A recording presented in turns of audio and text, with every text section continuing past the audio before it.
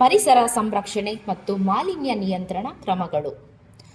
ಪರಿಸರ ಸಂರಕ್ಷಣೆ ಎಲ್ಲ ಸಮಾಜಗಳ ಹಾಗೂ ವ್ಯಕ್ತಿಗಳ ಸಾಮೂಹಿಕ ಜವಾಬ್ದಾರಿಯಾಗಿದೆ.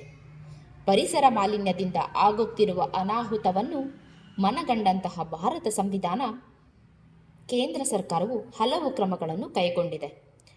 ಪರಿಸರ ಮತ್ತು ಭಾರತ ಸಂವಿಧಾನ. ಪರಿಸರ ಸಂರಕ್ಷಣೆಯು ಸಂವಿಧಾನದ ಆಶಯ ಮತ್ತು ದೇಶದ ಆದ್ಯ ಕರ್ತವ್ಯವಾಗಿದೆ. ಸಂವಿಧಾನದ 21ನೇ ವಿಧಿಯ ಜೀವಿಸುವ ಹಕ್ಕು ಎಂಬುದನ್ನು ಸರ್ವೋಚ್ಚ ನ್ಯಾಯಾಲಯವು ಪರಿಸರದ ಪ್ರತಿಯೊಂದು ಜೀವಿಗಳಿಗೂ ಅನ್ವಯವಾಗುತ್ತದೆ ಎಂದು ತೀರ್ಪು ನೀಡಿದೆ. 48A ವಿಧಿ ಪರಿಸರ ಸಂರಕ್ಷಣೆ, ಸುಧಾರಣೆ ಮತ್ತು ಅರಣ್ಯಗಳು ಮತ್ತು ವನ್ಯಜೀವಿಗಳ ರಕ್ಷಣೆ. 51A ಮತ್ತು B ವಿಧಿ ನೈಸರ್ಗಿಕ ಸಂಪನ್ಮೂಲಗಳಾದ ಅರಣ್ಯಗಳು, ಕೆರೆಗಳು, ನದಿಗಳು ಹಾಗೂ ವನ್ಯಜೀವಿಗಳನ್ನು ರಕ್ಷಿಸಿ ಸುಧಾರಿಸುವುದು ಮತ್ತು ಇವುಗಳ ಬಗ್ಗೆ ಅನುಕಂಪ ಹೊಂದುವುದು. ಪರಿಸರ ಸಂರಕ್ಷಣೆಗಾಗಿ ಕೈಗೊಂಡಿರುವ ಶಾಸನಾತ್ಮಕ ಕ್ರಮಗಳು.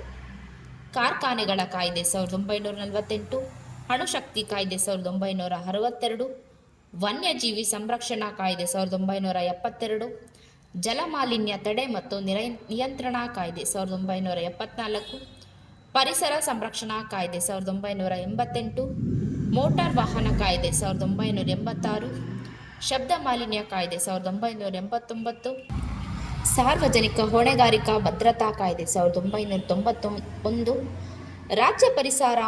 ರಾಜ್ಯ ಪರಿಸರ ಮಾಲಿನ್ಯ ಮಂಡಳಿಗಳು. ಇವು ರಾಜ್ಯ ಮಟ್ಟದಲ್ಲಿ ಕ್ರಿಯಾಶೀಲವಾಗಿದ್ದು, ರಾಷ್ಟ್ರ ಮಟ್ಟದ ಕೇಂದ್ರೀಯ ಪರಿಸರ ಮಾಲಿನ್ಯ ನಿಯಂತ್ರಣಾ ಮಂಡಳಿಯ ಸಹಯೋಗದೊಂದಿಗೆ ಪರಿಸರ ಸಂರಕ್ಷಣೆಯ ಕಾರ್ಯದಲ್ಲಿ ತೊಡಗಿವೆ. ಪರಿಸರ ಇಲಾಖೆಯು ಪರಿಸರ ಸಂರಕ್ಷಣೆಗೆ ಸಂಬಂಧಿಸಿದ ಅನೇಕ ಕಾರ್ಯಗಳನ್ನು ಹಾಗೂ ಯೋಜನೆಗಳನ್ನು ಸಮನ್ವಯಗೊಳಿಸುತ್ತದೆ. ಇತರೆ ಕ್ರಮಗಳು. ಸ್ವಚ್ಛ ಭಾರತ ಅಭಿಯಾನ 2014 ಹಸಿರು ಪ್ರಾಧಿಕಾರಗಳ ರಚನೆ.